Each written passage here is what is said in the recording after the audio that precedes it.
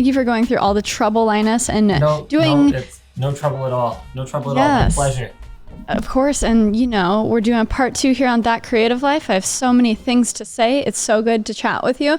How are you doing? How is everything in Vancouver? I have no idea what you're going to ask me today. There's no agenda whatsoever that I'm aware of. No. So we're just going to hang out. I have a few things. I've noticed, some setup upgrades. I love that you're rocking the 49-inch ultra wides now. And you have 2 stacked on top. How is that? Honestly, it has been great. I wouldn't describe it as like perfect because there's sort of an ergonomic issue. I'm actually sitting in front of that setup right now. And just to give you some ideas, you can see me right now, right? Okay, so this is my head movement to go from one corner of the screen to the other corner of the screen. Like it's not... Yeah, I have a 49-inch LG. Is yours the Samsung? Which ones did you guys use? Mine's an LG as well. Okay. Or 2 LGs, I guess. Yeah. And it's always been so fun. Always makes me uncomfortable talking about my LGs, Like... Well, I was so... Like, seeing a Premiere timeline on it is just amazing. And then I got so annoyed by the audio recorder I use. It always formats the SDs to Mac for some reason. And so it doesn't, and I don't have any Macs at my office. So for a new video, I basically used their LG dual controller setup and I hooked up an old MacBook, just threw it behind my 49-inch ultrawide, and I have a little pip up at the top right-hand corner with a little Mac. So now I have 49-inch ultrawide PC, still the power, but a little MacBook at the top. That is like the kind of stupid workaround that you would think by the year 2020, nobody would have to go through. You'd think something as simple as, okay, I've got a Mac formatted external hard drive or SD card. There should just be a wizard, When you plug it into a Windows PC, it should just be like, hey, dude, notice that you normally use a Mac. Can I format this for you? And you know what? There was probably a much easier solution too. I just went the hard way because I was always like, hey, it'd be cool to have iMessage on my PC and it would make for a good video. Do it for the YouTube, right? For sure. Yeah. So how are things in Vancouver? How are things at LTT with Rona and everything? I'm curious how you guys are handling on that West Coast. We're mostly back in office now. We've got a couple of people that are still working from home, but we've just made it a discretionary thing. If you feel your job function can be performed from home, then, we just kind of rubber stamp pretty much every request. And so right now we've got one of our designers, a couple of our business people that are just working from home at this point, but most people are back in office. We're just following all of the BC guidelines. So you have to go around and, wipe down all the door handles and, commonly touched objects in the building. So we've got Tyler and Matthias help us out with that. And then everyone has to wash their hands right when they come into the office. If you have any symptoms whatsoever, you go home, you stay there. You get tested. Fortunately, it's pretty quick to get tested these days. Usually it's like next day. So, good. Wow. Seems like Canada has it figured out. Well, it varies from province to province, just like down there from one state to another. Right. A completely different state of affairs, pardon the pun.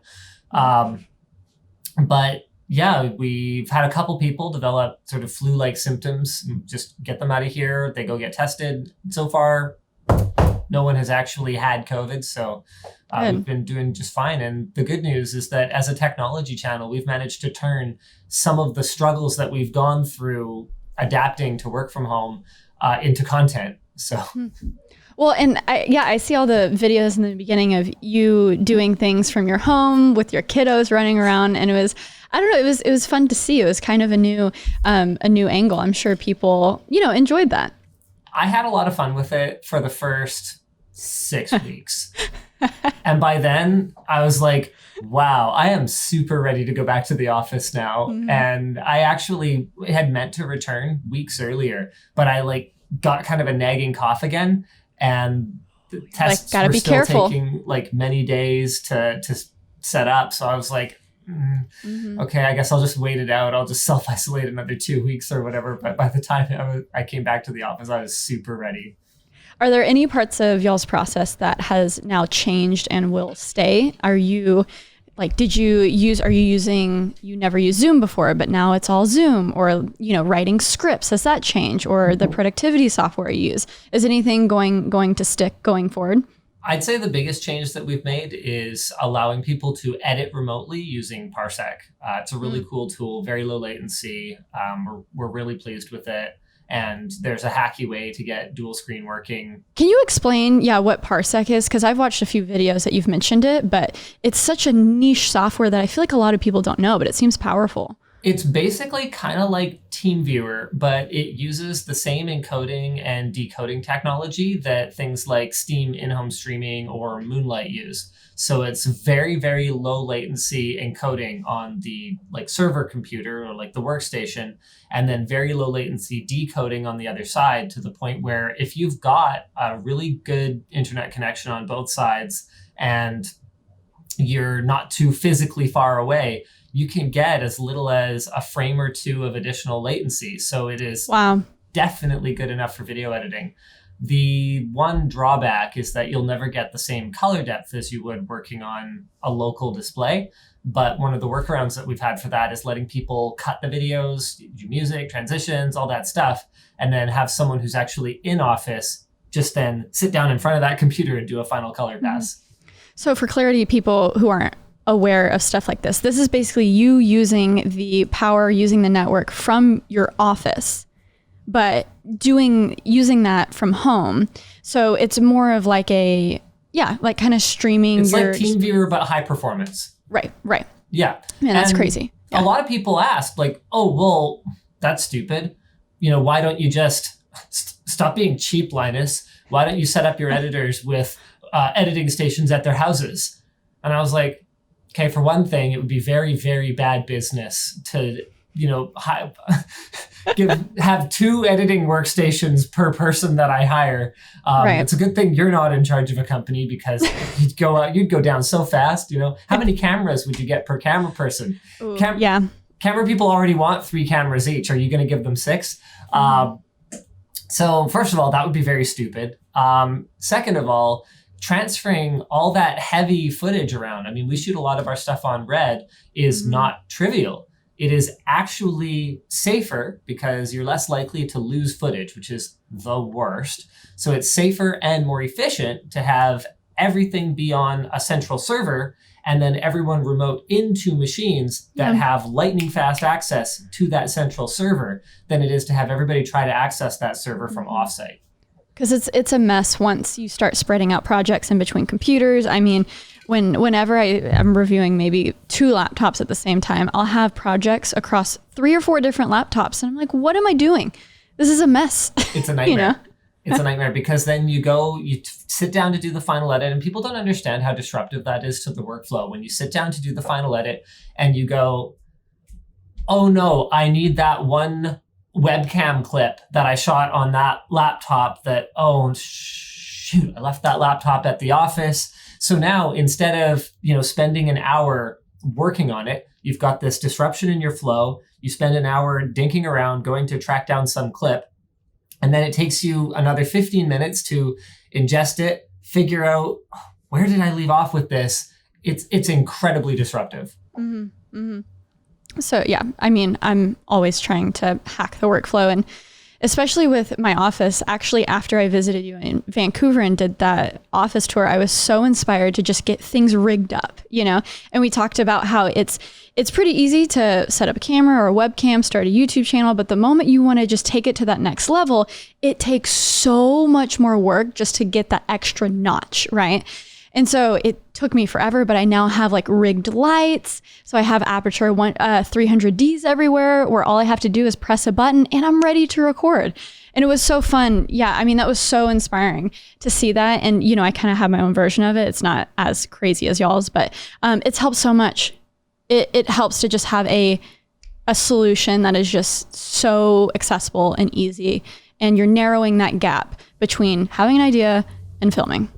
You know what was really funny? The couple of months that I spent filming from home, honestly, one of the most fun things about it for me, because I almost never, even going back to the beginning of the channel, I almost never did any filming. It was actually really fun for me to remove some of the Back like to basics, man. TV dinner style, ready to go things like a pre-baked lighting setup, Right. and have to think about things creatively, because I ended up shooting things everywhere from in my kids' room, which is one of the most recently painted rooms in the house and is like kind of fun kid colors. So I would be my poor kids, right? I would have half of their room taken over with like lighting and tripods and C-stands. You probably thought it was fun. Yeah. No, I wouldn't say that.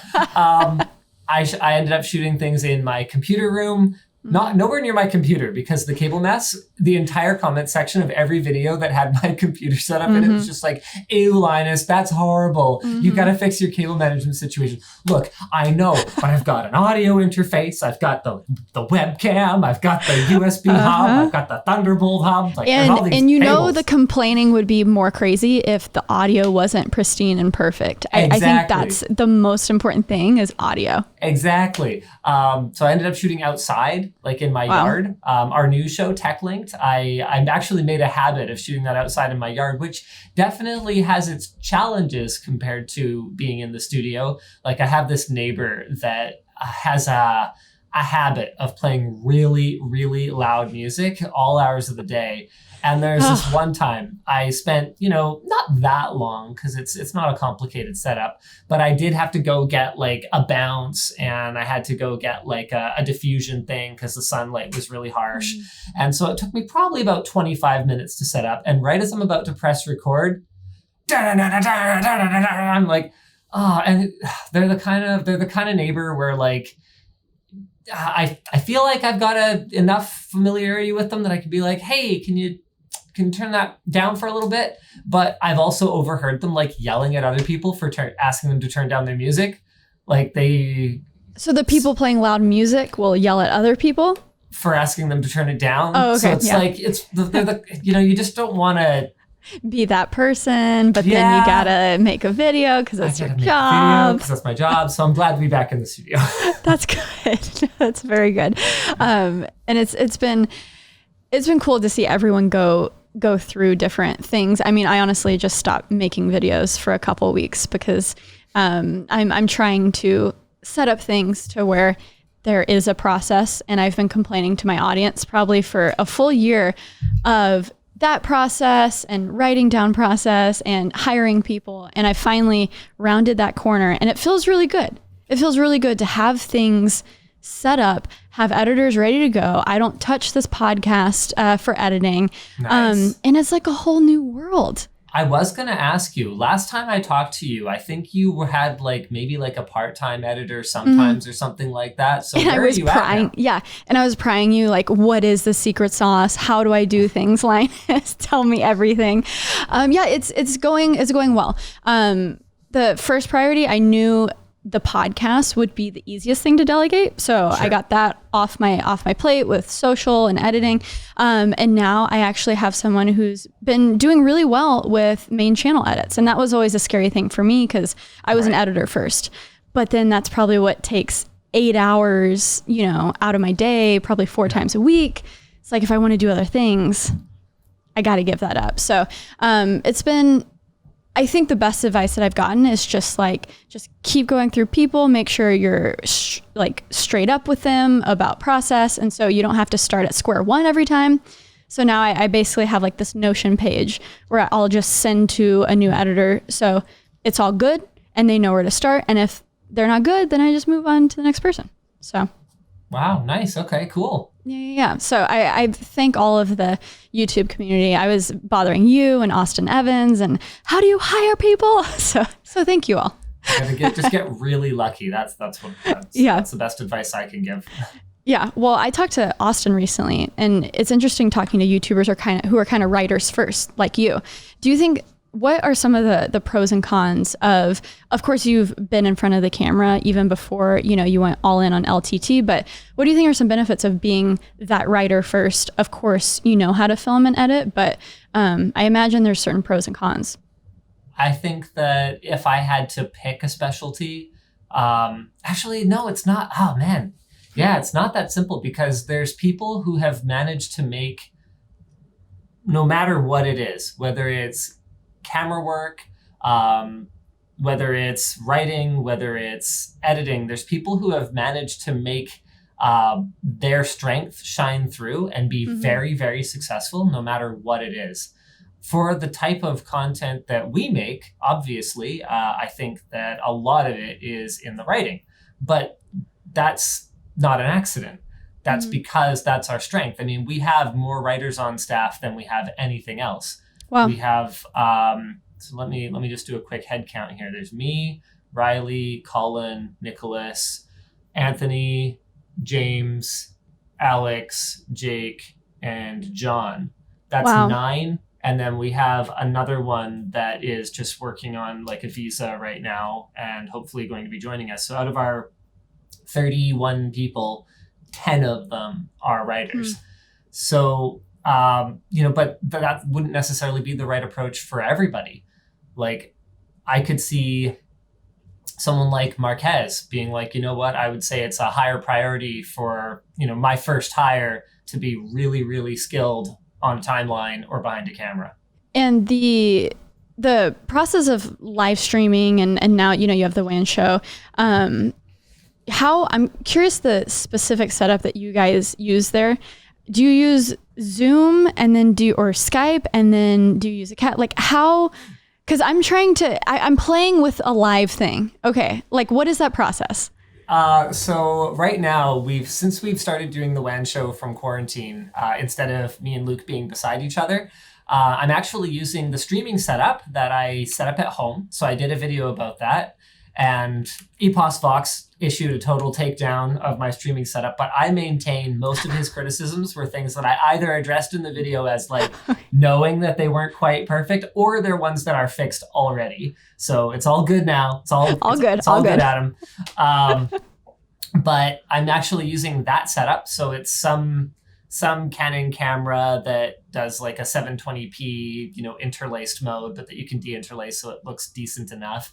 And then I've got OBS. So I grab my camera source and then just kind of resize it to take up half of the frame. Okay. And then Luke, we went through a number of different chat applications because what we discovered is that pretty much every chat application not only compresses the audio, but also modulates the volume.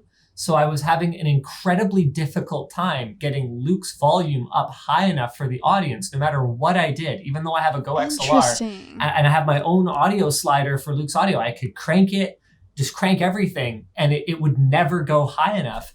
And so we finally settled on, we're using Discord now. So what I do is I take my Discord video call and I do a pop out. And then there's sort of like a certain magic order of things. So if I accidentally launch OBS first and then pop out the Discord window, then I'm just going to have like me sitting on one side and then like a big blob of my text chat with Luke on the other side. Yeah. But if I open Discord and then open up the video chat first, and then I open OBS, it'll grab the same video pop out that it did last week. So it's like whatever Discord's sort of window priority is, if you don't have it open, it doesn't get reset. So you have to have it open already. Wow, Discord. I mean, this is not the first time I've heard this. Austin does his This Is series via Discord, and this is the first time I've ever done a live stream or something with that. And apparently a lot of the reason is the audio.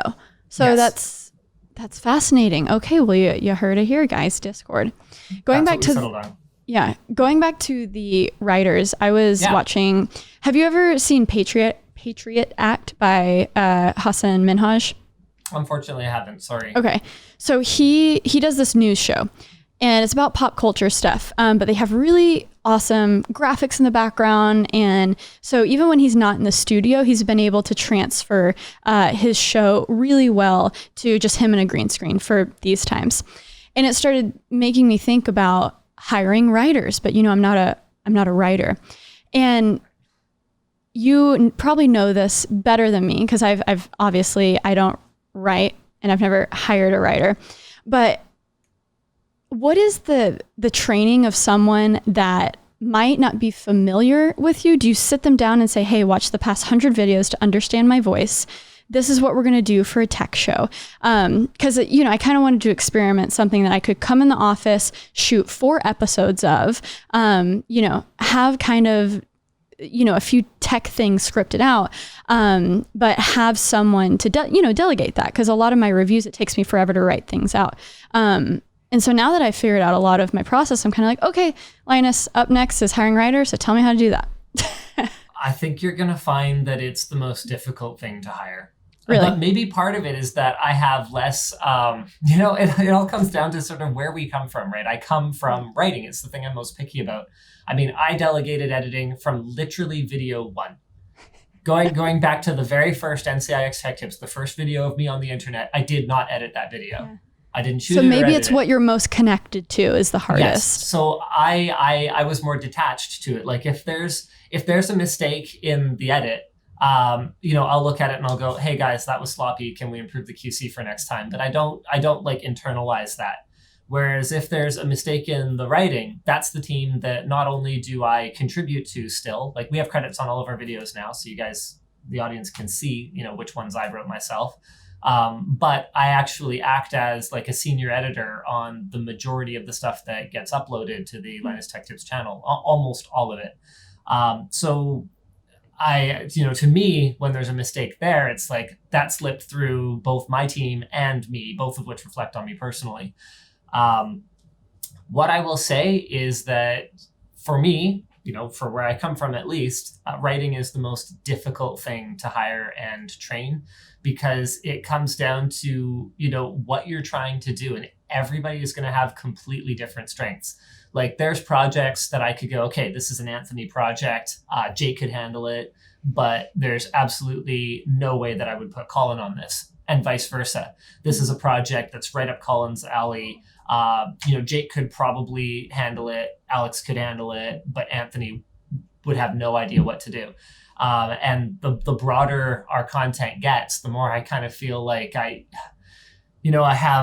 almost want more specialists, but then I run into trouble when we have, two CPU reviews that are sort of right next to each other. And it's like, well, guess we're leaning heavily on Anthony. Maybe it would be nice to have some more generalists. There's no way to build the perfect team. It's kind of like speccing out an RPG, character, right? It's like, okay, well, hiring a person where you're dumping everything into stealth or whatever. Yeah. It's like, oh no, there's a boss fight where you like absolutely have to deal a bunch of damage. And I've got this like stealthy character that can like steal things and like, convince people to cooperate with me. Great. I guess I better just go back 8 hours in my save game and start beefing up my strength and magic or whatever. You know what I mean?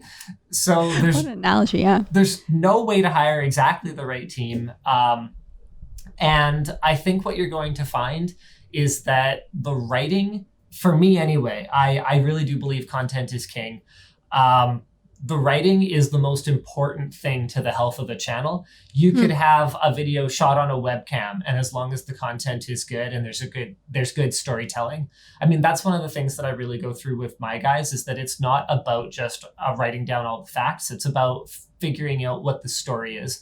And there's 100 products a year that launch that are like notable products from big brands that we won't cover because when we sit down in our writers meeting every Monday morning, I kind of go, what's the title? What's the thumbnail? Which is another way of asking, what's the story? Why should people care about this? And if there's no answer, if there's no beginning, middle, and end, then we don't make a video about it. So I think if you were to look at particularly a category like monitors on our channel, it might seem very, very arbitrary what we cover and what we don't, but it's not at all. It comes down to, what's the story we're going to tell. So there's one coming soon that's not technically a monitor, strictly speaking, it's a TV. But the story we wanted to tell is why 65-inch TVs can be had for $500 now. So instead of it being really, really focused on the TV, it's actually only about 3 paragraphs of the script near the end that are about, why this TV is such a good value and why so many people are buying it because it's the most purchased TV on Amazon. And then the entire rest of the script, which is probably about 65% of it, is about how TV fabrication works and how the larger the sheet of glass that they make and the generation of the fab dictates how large a sheet of glass they can cut multiple panels from. dictates what the economies are of building that TV and where we're expecting this to go in the future and sort of that story. So that's the story. The TV is just, for me, the product has always been more of like a prop to tell the story. And there's definitely times, or there's definitely videos where we have leaned more heavily into the product.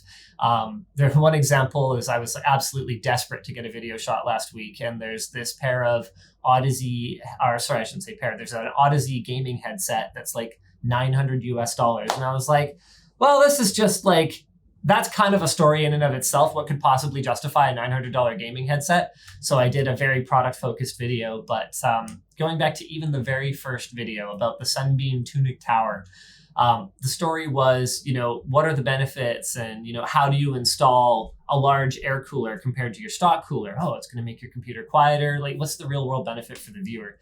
So coming back to your original question, I think that writing is by far the most important thing to the health of the channel, and it's therefore the thing that requires the most babysitting. So when it comes to Linus Tech Tips, which is our bread and butter, every script, whether it's a new writer or whether it's someone who's been working with me for 3 years now, and some of the people on my team have been with me for 3 years, and they are like, I would consider them bona fide YouTubers in their own right at this point. They sit down with me either together or over a Zoom call, Pat Rona. And we go through the script word by word. And I say, okay, this I'm changing just because it's not my voice. This, let's debate it because I don't really agree.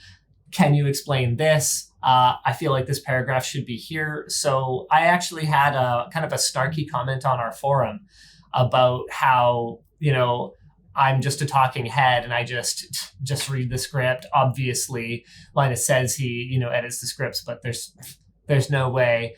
And, I was just like, I was kind of in like a bad mood. And so what I did was I uploaded screenshots of the original script that was submitted to me and the one that I edited. And I went, there you go. Yeah. Either I went and I rewrote the script, like making it slightly different and worse, just for the sake of replying to your comment, or I actually do take my job as like senior editor very seriously. And I actually do sit down and edit all the scripts that I have an editing credit on. So, and why I think that's so important for, you say it's the backbone of a channel, and the way you guys do videos, it's in a way that you can come back to every single video and enjoy every video, even if you're not interested in that one specific product. You make sure that it's just a backdrop of the video and someone can watch it, enjoy it, and, say, oh, I learned something today, or that was extremely entertaining. I'm not going to buy that TV, but hey, I'm leaving with something. That was something we learned 4 or 5 years ago when we were still really focused on product unboxings. And I had always tried to work some general knowledge into a product unboxing. I had tended to try to focus on products that introduced something we hadn't seen before. Okay, so like, here's the first modular power supply that has individually sleeved cables. Let's talk about the benefits or drawbacks of those. But what we found was that having titles that were just kind of an individual product name and having a video that was just, yay or nay, should you buy this product, resulted in, really good viewership right out of the gate, but then this precipitous drop down to basically nothing. Whereas if we look at almost everything that we've produced over the last few years, my goal is that if a video is not getting 1,000 views a day, a year after we release it, then it's an utter failure. And we need to go back to the drawing board and figure out what we can do better. So it was through a combination of conversations with people at YouTube. That's happened more recently, I guess. So that's more just solidified the strategy, but also observations in the analytics that we determined that evergreen was the best way for us to grow. We've been one of those, I think we're probably the quietest channel doing 100 million views a month, like we don't get a ton of like press unless I'm, talking about how I'm thinking of retiring or apologizing to Tim Sweeney or whatever. Like, we don't tend to, but that's exactly it. Like, we don't tend to have a lot of drama associated with us. So we don't get a lot of like, mainstream media coverage or anything like that. I feel like the tech community as a whole is just this like little bubble over here that people enjoy, but kind of you could have 10 million, 11 million subscribers now like you guys. But then, Linus, I think maybe I've watched one of his videos for, 11 million. The guy from the meme. Yeah. So we're, it's like we joke about it internally. We're quietly doing a Super Bowl a month in viewership. Wow. Yeah. Quietly. I mean, that's insane. Yeah. Well, and this is a question that I wanted to ask you because as a super small team right now, there's always something that I want to do more, right? But as a team that has 20 plus people, you're already doing a lot. But I can imagine there's always something more, right? What is that thing for you right now? We've been having a lot of fun with merch. Hold on, let me come back to this question because there was something I wanted to say in response to your previous one. Blah blah blah. Tech community being a bubble. Quietly doing a lot of views. Oh right, yeah. So I only mentioned the like huge viewership quietly because one thing we've realized is that we never and probably will never experience the kind of explosive growth that someone like a Casey Neistat, for example, might experience, or you see it over and over again in the gaming space, for example. Like Jacksepticeye is a perfect example of someone that I remember looking at back in the day when he was absolutely tiny. And then I looked at him again in like 3 months and he had like millions upon millions of subscribers. I was like, what even is this? How do people do this? It is never going to happen for us. So what we realized was that we needed to have a different strategy. Instead of trying to make a gigantic splash, we needed to just build that enormous content library that consistently gets like background views in the background and continues to drive our overall viewership up, which is going to drive up our revenue, which is going to make it so we can hire more people, which is going to make it so that we can expand.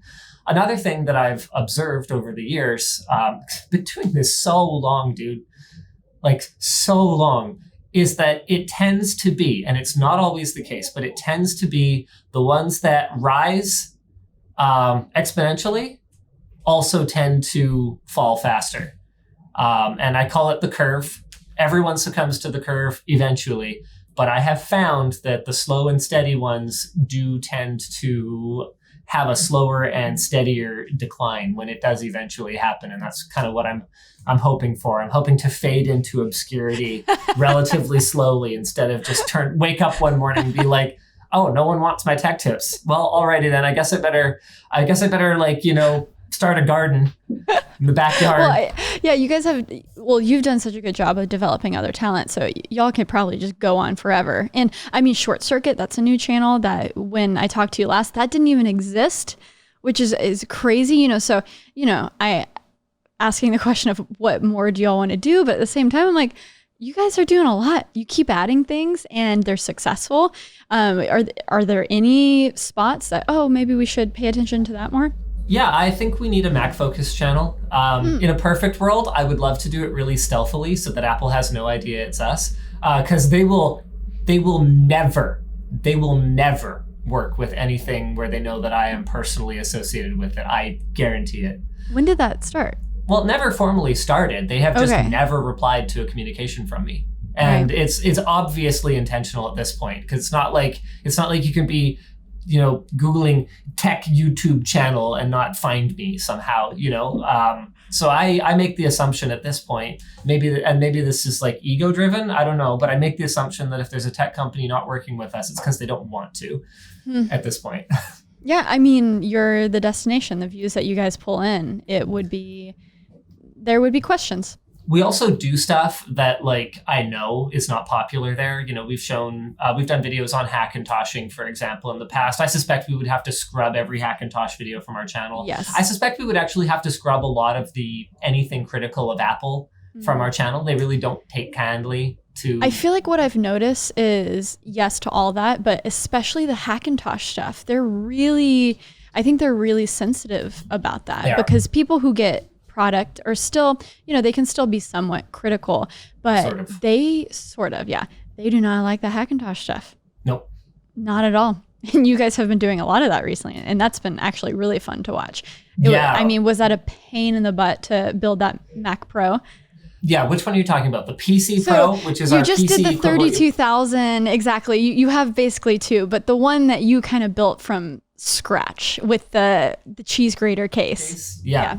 So that was a multi-month project, and it was severely disrupted by coronavirus, and then indirectly by coronavirus because our workshop got converted into a 3D printing farm, making like mask pieces and like ear guards and stuff like that. It's been mostly dismantled now because all that stuff's being made by like injection molding now. So we're kind of like, okay, well, hey, that was really great. We were able to, hopefully make a even small difference here, but it's time to wind this down. But yeah, that project just got derailed so many times. There's a local painter that was supposed to paint it for us, do like a really great job, just completely ghosted us. But totally worth it because that is a sick machine. It's not perfect.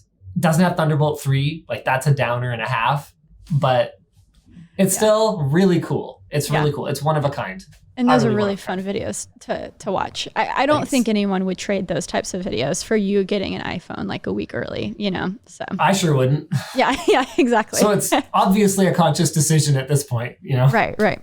And with all of the story being at the forefront and the writing being at the forefront, did you guys ever feel the pressure or want to start like a Verge, basically a like website, a blog, a written Linus Tech Tips? Absolutely. I still have mock-ups of what linustechtips.com's like.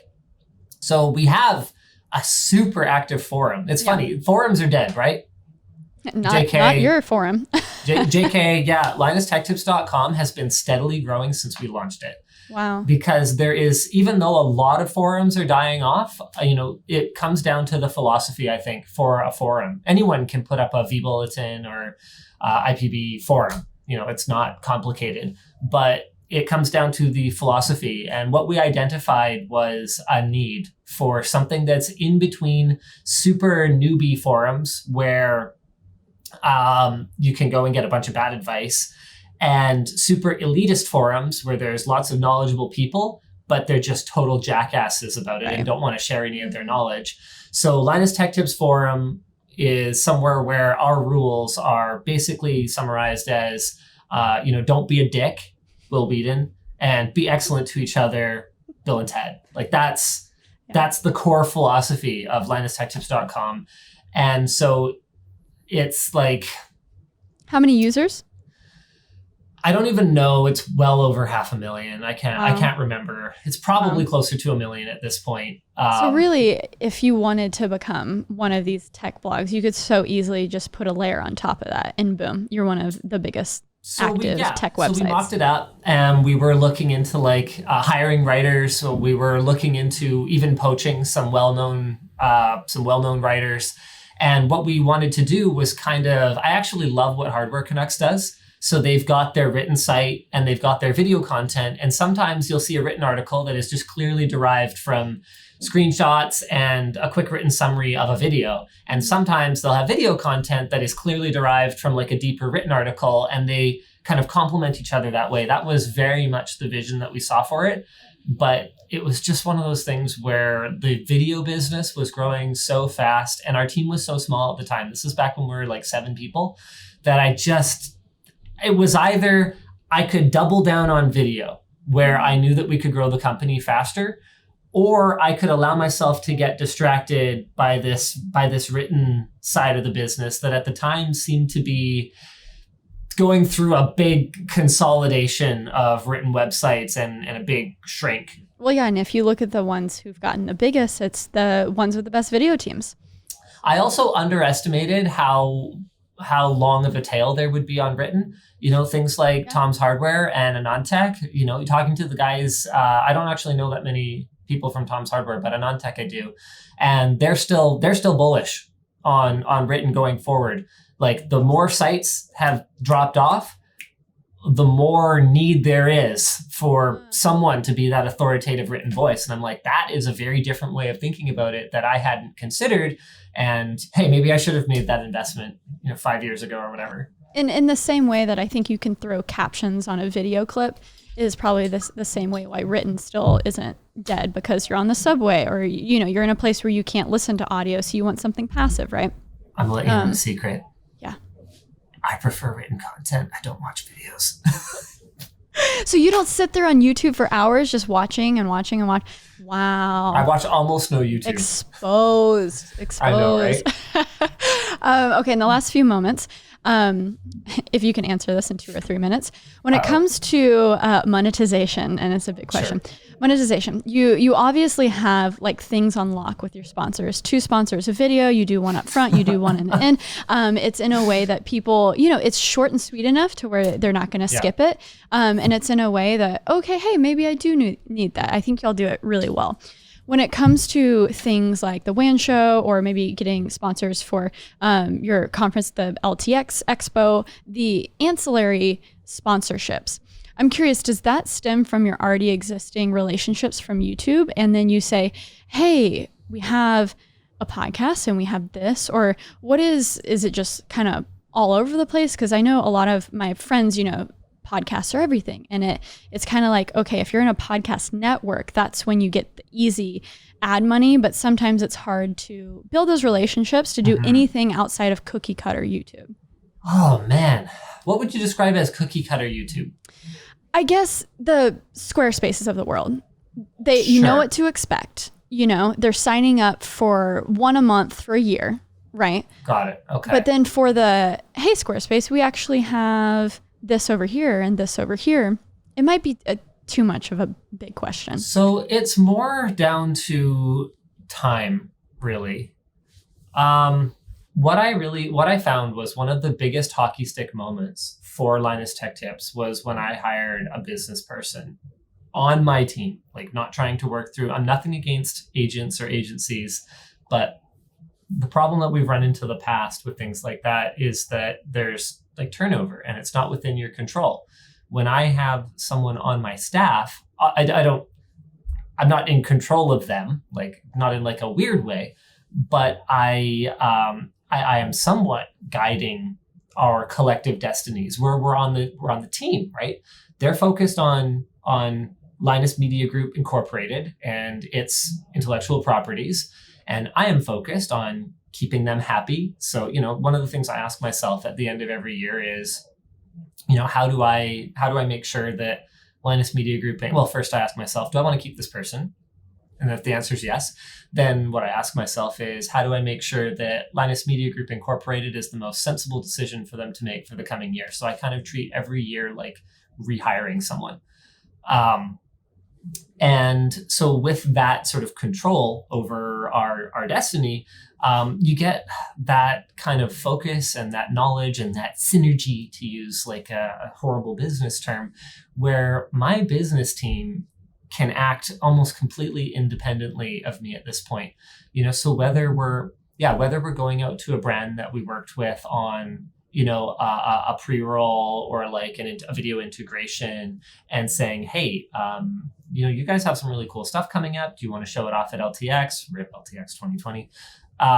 Or whether it's a totally random brand reaching out to us about, LTT. And then we go and say, oh, hey, by the way, your budget, not so great, but look at this. We've got Short Circuit, which might be a perfect fit for you. We've got TechWiki, we've got TechLinked, we've got all this data that we can give them on all these different channels. That's powerful to have those other things going. Yeah. It's great. In some ways, we're kind of like a miniature tech MCN. Yeah. If you think about it that way. So we've got Linus Tech Tips as sort of this flagship content, and then we've got these other supporting pieces. So WAN Show, LTX, TechLinked, TechWiki, Short Circuit. And at this point, I don't really remember what the original question was, but I guess it's a combination. Good, yeah. Yeah, no, it's great to always have, different products, even if it's a video channel and multiple channels, and then be able to spread that, because sometimes brands have a good deal of money that makes sense in your main channel, but hey, if not, I have all these other things, and diversifying your streams of revenue is the same thing as diversifying the type of content that you make in multiple different channels. So we also, partly out of necessity, because we have so many people here, we've got a lot of mouths to feed. We also try pretty hard to not leave any deals on the table. So we always try to find some way to make something work, even if it's just like some Twitter posts or whatever the case may be.